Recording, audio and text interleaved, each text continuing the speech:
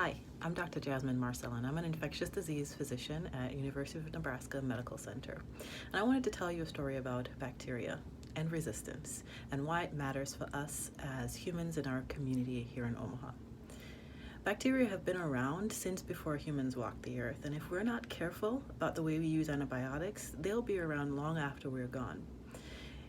There was a time when people used to die from simple cuts because they got infections. And in the war era, when penicillin became available, this was a wonder drug that suddenly was able to treat people with very serious infections and prevent them from dying from those infections. We've evolved over the last 70 to 90 years with our use of antibiotics to the point where we're overusing antibiotics.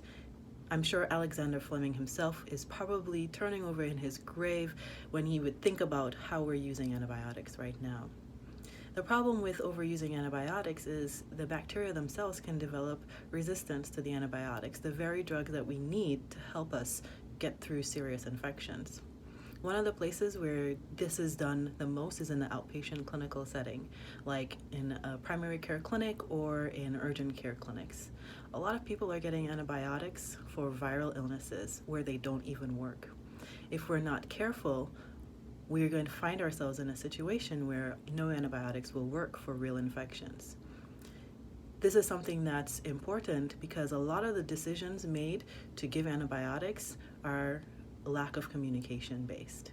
And so if we reframe our discussion with our patients, with our doctors about use of antibiotics, we may find ourselves in a situation where we're only using antibiotics when we need them and saving them for the future. That's what I want to talk to you about at TEDx.